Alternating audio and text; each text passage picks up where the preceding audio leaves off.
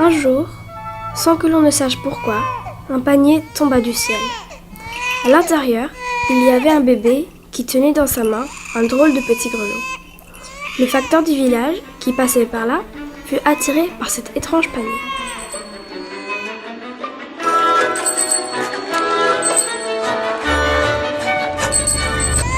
Qu'est-ce que je vais faire de toi? Je sais, je vais te ramener chez Marie-Rose. C'est une très jolie dame qui s'occupe des enfants perdus. Tu seras bien chez elle. Le facteur le prit délicatement dans ses bras et l'emmena jusqu'à l'orphelinat du village, chez Marie-Rose. Il sonna, puis Marie-Rose apparut. Oh. Regardez ma rose, ce que j'ai trouvé dans la forêt. Un bébé dans la forêt? Mais comment est-ce possible? Je sais pas, il est perdu et je me suis dit que je le ramène chez vous. Oh, après tout, les personnes de plus de moi, c'est pareil. Allez, viens. Alors, comment il s'appelle cette bonhomme? Je sais pas. On va l'appeler comme mon père. Il peut s'appeler Charlie. Allez, d'accord. Pour Charlie, ça lui va pas mal. Regardez! Charlie. Bonjour, Charlie. Bonjour, Charlie.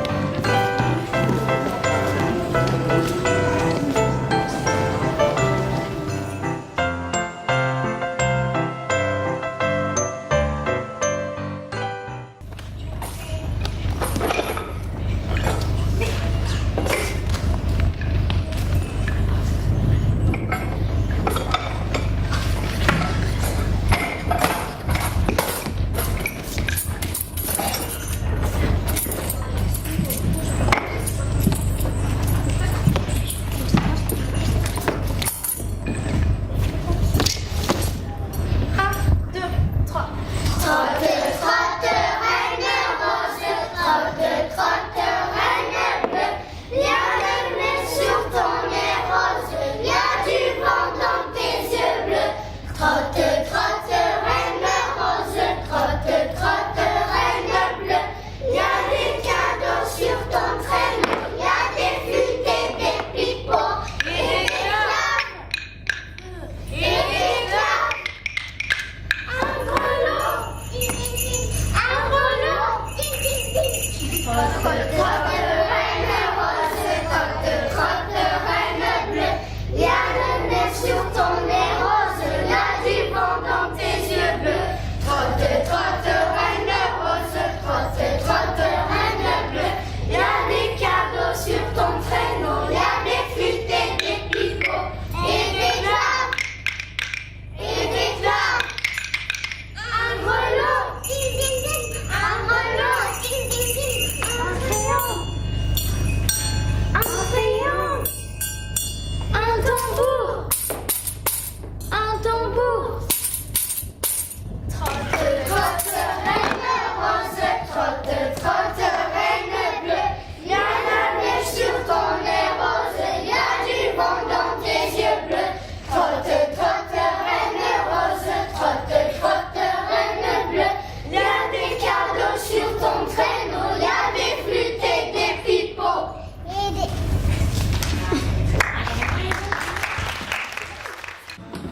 Sept années sont passées et Charlie a grandi. Il vit toujours à l'orphelinat chez Marie-Rose avec ses autres camarades. Il garde toujours autour de son cou son petit grelot, comme un trésor, si bien que tout le monde a pris l'habitude de l'appeler l'enfant grelot.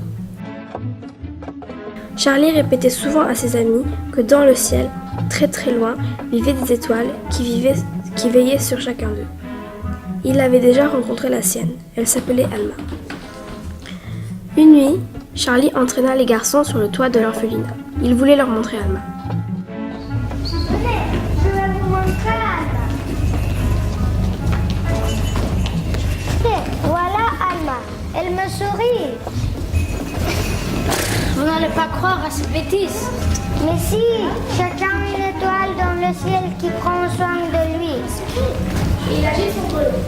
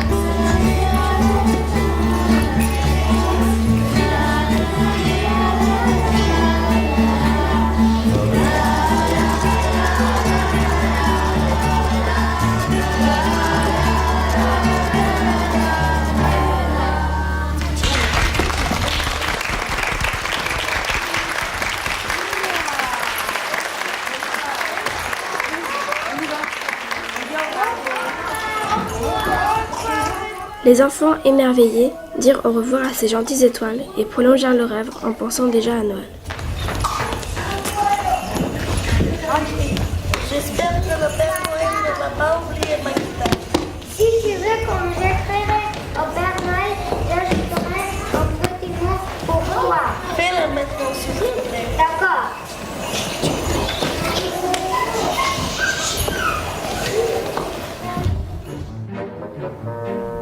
Cher Père Noël, je m'appelle Charlie et j'habite à l'orphelinat de Marie-Rose. Elle s'occupe très bien de nous. Moi, c'est un facteur qui m'a trouvé dans la forêt quand j'étais encore bébé. Maintenant, c'est devenu mon meilleur ami. Comme cadeau, le petit Juju voudrait bien une guitare. Mais comme il ne sait pas comment l'écrire, c'est moi qui fais sa lettre. Moi, je te commande des lunettes pour regarder les étoiles. Merci d'avance, Mère Noël. Signé Charlie.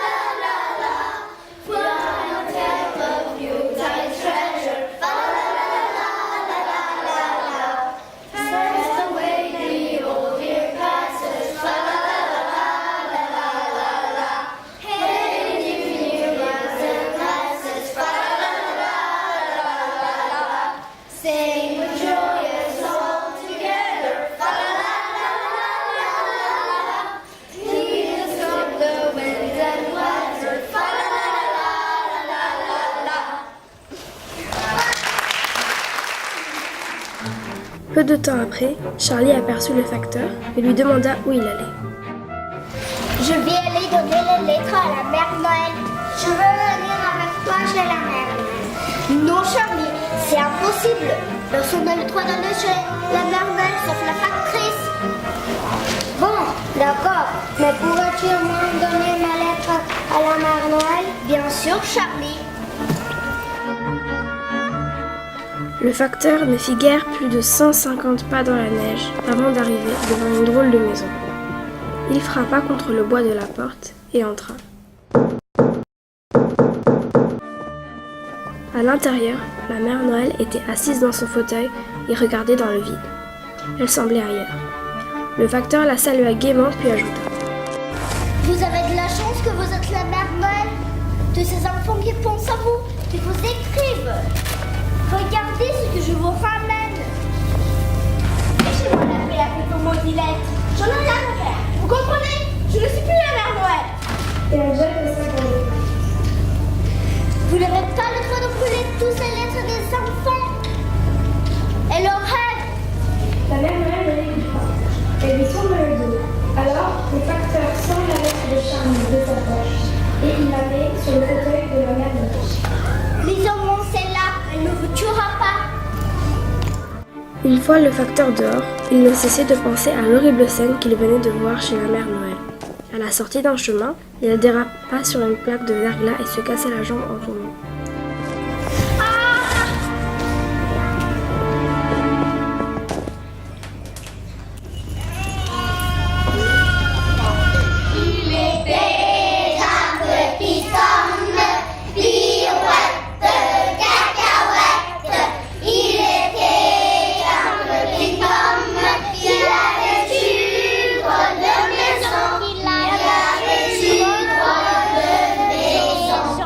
Sa maison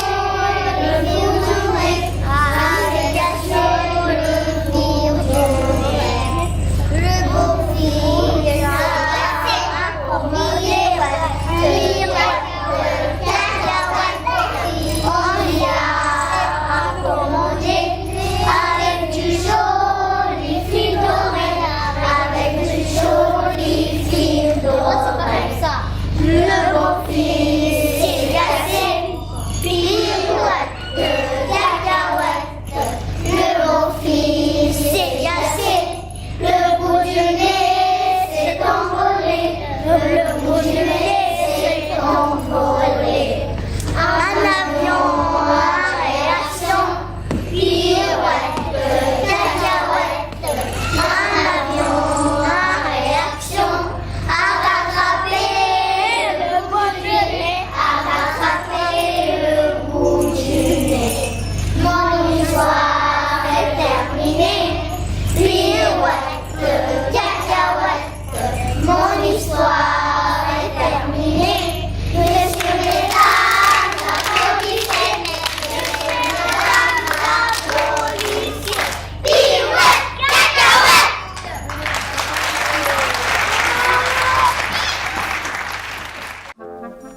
Le lendemain, Marie-Rose et Charlie tapèrent à la porte de chez le facteur pour y venir prendre de ses nouvelles.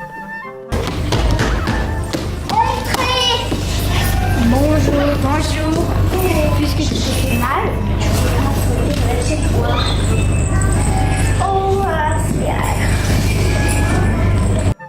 Pendant ce temps, Charlie trouve un sac de lettres oubliées. Il n'a pas pu finir de livrer ses lettres à la mère Noël, pensa-t-il. Vite, il faut que je les amène à la mère Noël, sinon les enfants n'auront pas de cadeaux. Il prit la sacoche pleine de lettres et quitta la maison du facteur sans rien dire. Mais pour aller chez la mère Noël, il fallait traverser la forêt immense et mystérieuse. Et jamais Charlie ne s'y était aventuré seul. Il appela sa bonne étoile Alma, qui s'approcha de lui pour l'accompagner et le guider. suis-moi, Charlie.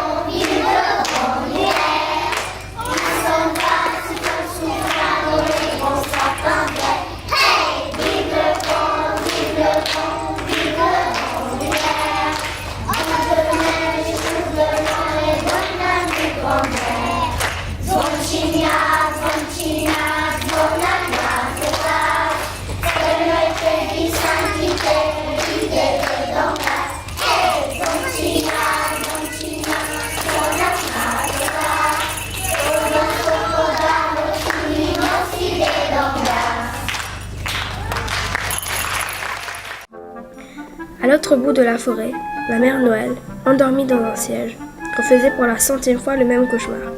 Elle se revoyait le temps où elle était heureuse avec son fils, les longues balades en traîneau qu'ils faisaient ensemble.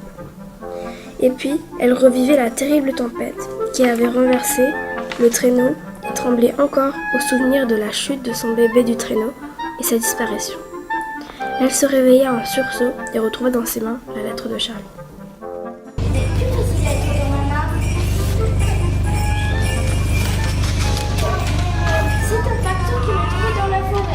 J'ai compris. C'est mon fils. Mon fils. Youpi, youpi, je dois aller chercher mon fils.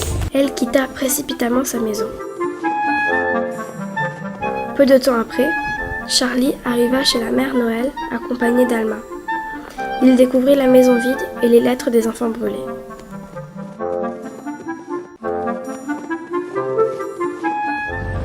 La mère Noël brûle des lettres d'enfants. Ce n'est plus la mère Noël. C'est un monstre. Charlie, écoute-moi, je dois te raconter l'histoire de cette mère Noël. C'est quelqu'un de bien, mais qui a connu un très grand malheur.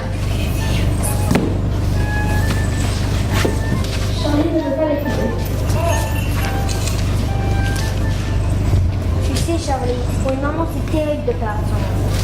Il faut que tu saches quelque chose. C'est donc qu'elle a perdu, c'est toi. Le gros lot que tu as toujours sur toi, c'est un bouton de son manteau de Noël. Tu es le fils de la mère Noël, Charlie. Non, non, non, je ne veux pas être ma mère. Pendant ce temps, au village, la fête va commencer.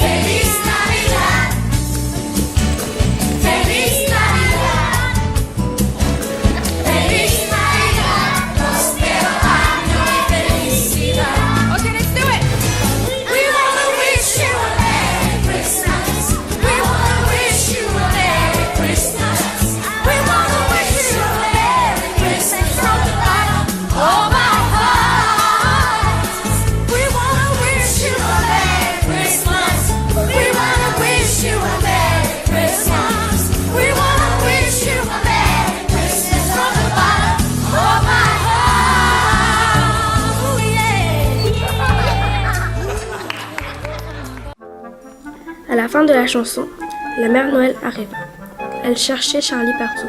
Charlie! Charlie! Charlie! Charlie! Il est là! Charlie! Charlie! Charlie! Charlie! Charlie! Quand elle aperçut enfin le petit garçon dans un coin, elle s'approcha doucement de lui. Les lettres sont brûlées. Comment vas-tu faire maintenant? Le papier est brûlé, mais les règles des enfants sont dans ma tête. Rien ne peut les détruire. Elle enlève son bonnet et le met sur la tête de Charlie. Allez, viens, on va distribuer les cadeaux.